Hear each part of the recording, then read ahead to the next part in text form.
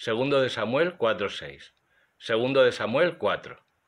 Cuando Isbaal, hijo de Saúl, se enteró de que Abner había muerto en Hebrón, sus manos desfallecieron y todo Israel se conmovió. Isbaal, hijo de Saúl, tenía 2 hombres, jefes de bandas. Uno se llamaba Baaná y el otro Recab, hijos de Rimón de Beerot, benjaminitas, porque Beerot se consideraba de Benjamín. Los de Beerot habían huido a Gitaim y se quedaron allí como forasteros hasta hoy. Jonatán, hijo de Saúl, tenía un hijo tullido de ambos pies. Tenía 5 años cuando desde Israel llegó la noticia sobre Saúl y Jonatán. Su nodriza lo había tomado y había huido, pero con las prisas se le cayó y quedó cojo. Se llamaba Meribaal. Recab y Baaná, hijos de Rimón, se pusieron en camino y llegaron cuando más calor hacía a casa de Isbaal, que estaba durmiendo la siesta. La portera de la casa también se había quedado dormida mientras seleccionaba el grano de trigo. Recab y su hermano Baaná pudieron introducirse sin dificultad.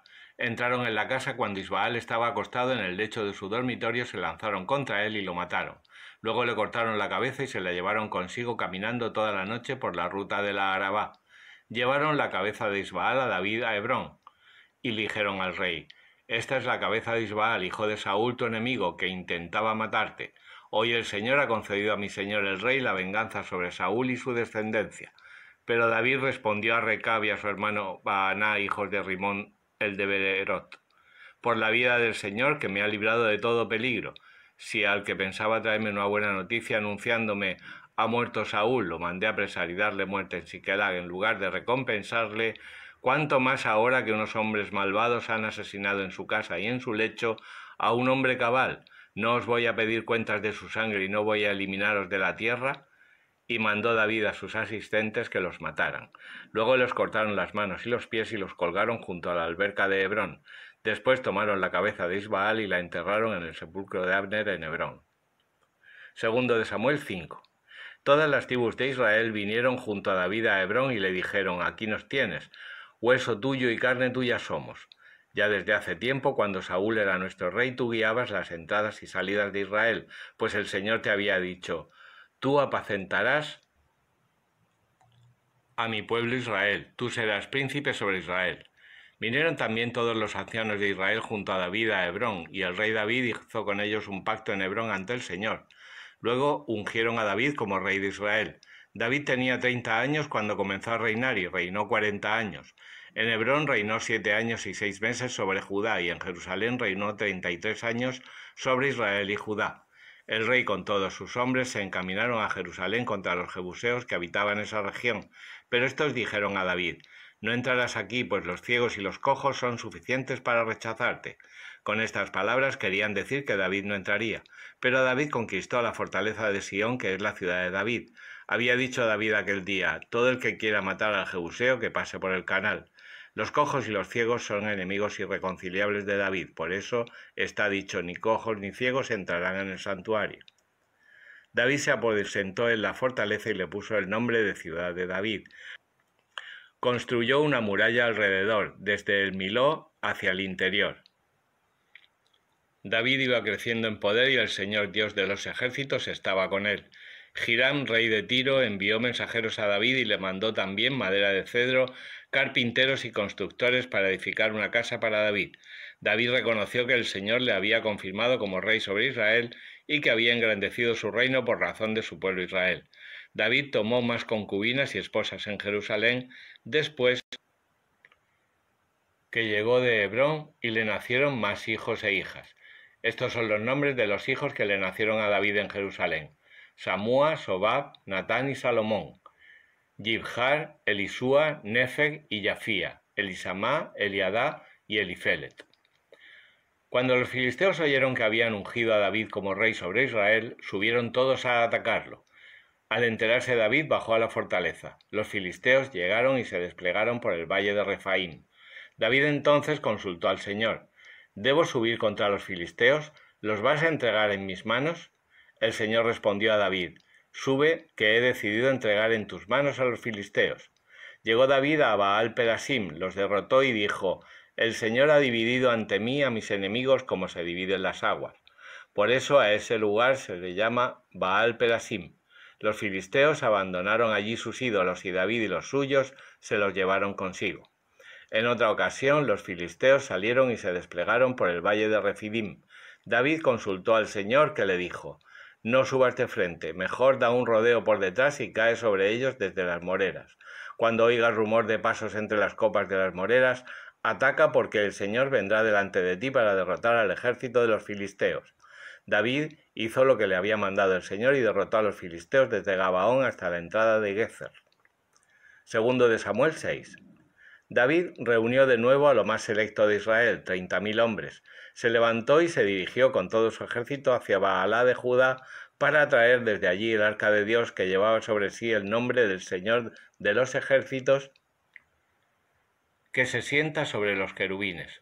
Cargaron el arca de Dios sobre una carreta nueva y la sacaron de la casa de Abinadab, que está en la colina. Uzá y Ahió, hijos de Aminadab, conducían la carreta. Uzá caminaba al lado del arca y Ahió iba delante de ella. David y todo Israel iban bailando delante del Señor con todo su entusiasmo, cantando con cítaras y arpas, con panderos, sistros y címbalos. Al llegar a la era de Nacón, Uzá extendió su mano hacia el arca de Dios para sujetarla, porque los bueyes parecían volcarla, pero la ira del Señor se encendió contra Uzá. Dios le hirió por su atrevimiento y murió allí mismo junto al arca. David se entristeció porque el Señor había herido de muerte a Uzá, y así aquel lugar se llamó hasta hoy Pérez Uzá. Aquel día David temió al Señor y se dijo: «¿Cómo va a entrar en mi casa el arca del Señor?». Y no quiso llevar el arca del Señor a su casa, a la ciudad de David, sino que la hizo llevar a casa de Obededom de Gat. El arca del Señor permaneció en casa de Obededom de Gat durante 3 meses y bendijo el Señor a Obededom y a toda su casa. Comunicaron al rey lo sucedido. El Señor ha bendecido a Obededom y todo lo suyo por causa del arca de Dios.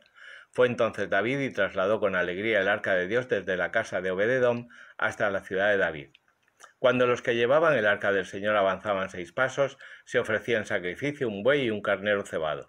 David iba ceñido con el efod de lino y danzaba con todas sus fuerzas ante el Señor. David y toda la casa de Israel trasladaban el arca del Señor entre gritos de júbilo y sonar de trompetas. Cuando el arca del Señor estaba entrando en la ciudad de David, Mical, hija de Saúl, que estaba mirando por la ventana, vio al rey David saltando y danzando ante el Señor y lo despreció en su corazón. Introdujeron el arca del Señor y la colocaron en su sitio en medio de la tienda que David había mandado levantar. David ofreció ante el Señor holocaustos y sacrificios de comunión, y cuando terminó la ofrenda del holocausto y de los sacrificios de comunión, bendijo al pueblo en nombre del Señor de los ejércitos. Después repartió a todo el pueblo, a toda la muchedumbre de Israel, hombres y mujeres, una torta de pan, un trozo de carne y un pan de pasas. Y se marcharon todos, cada uno a su casa. Cuando volvía David para bendecir su casa, salió a su encuentro Mical, la hija de Saúl, y le dijo: «Qué honorable ha estado hoy el rey de Israel, desnudándose a la vista de las criadas de sus servidores, como se desnuda un cualquiera». Respondió David a Mical: «He danzado delante del Señor, que me ha elegido y me ha preferido a tu padre y a toda tu familia, constituyéndome príncipe sobre el pueblo del Señor, sobre Israel. Y delante del Señor seguiré danzando. Estoy dispuesto a rebajarme más y a resultar más vil todavía ante tus ojos, pero seré más honrado por las criadas a las que te refieres». Y Mical, hija de Saúl, no tuvo ya hijos hasta el día de su muerte. Salmo 108. Cántico, Salmo, de David. Mi corazón está firme, Dios mío, cantaré y entonaré salmos. Despierta, alma mía, despertad, arpa y cítara. Despertaré a la aurora. Te alabaré ante los pueblos, Señor. Te entonaré salmos ante las naciones, porque tu misericordia es más grande que los cielos, tu fidelidad más alta que las nubes. Álzate sobre los cielos, oh Dios, y sobre toda la tierra sea tu gloria, para que sean librados tus predilectos. Sálvanos con tu diestra, escúchanos. Dios ha hablado en su santuario, exultaré, repartiré Siquem, parcelaré el valle de Sucot. Mío es Galaad y mío Manasés. Efraín, el yelmo de mi cabeza, Judá mi cetro. Moab una jofaina para alabarme, sobre Edom extenderé mis sandalias, sobre Filistea cantaré victoria. ¿Quién me conducirá a la ciudad fortificada? ¿Quién me guiará hasta Edom? ¿No serás tú, Dios mío, el que nos ha rechazado, que no sales ya, Dios mío, con nuestras tropas? Danos auxilio en el aprieto, pues vana es la salvación que viene del hombre. Con Dios haremos proezas. Él pisoteará a nuestros adversarios. Juan 1:18. En el principio existía el Verbo, y el Verbo estaba junto a Dios, y el Verbo era Dios. Él estaba en el principio junto a Dios. Todo se hizo por él, y sin él no se hizo nada de cuanto ha sido hecho.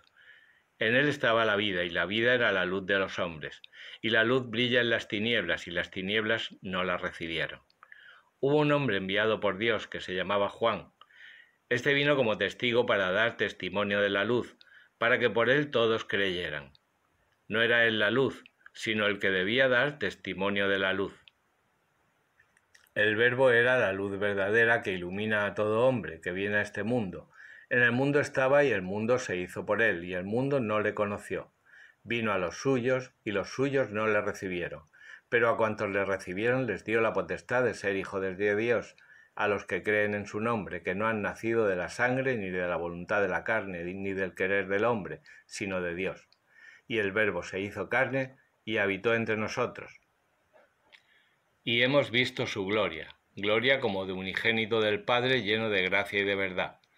Juan da testimonio de él y clama: Este era de quien yo dije, el que viene después de mí ha sido antepuesto a mí, porque existía antes que yo, pues de su plenitud todos hemos recibido, y gracia por gracia.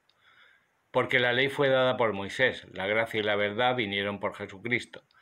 A Dios nadie lo ha visto jamás, el unigénito Dios, el que está en el seno del Padre, él mismo lo dio a conocer.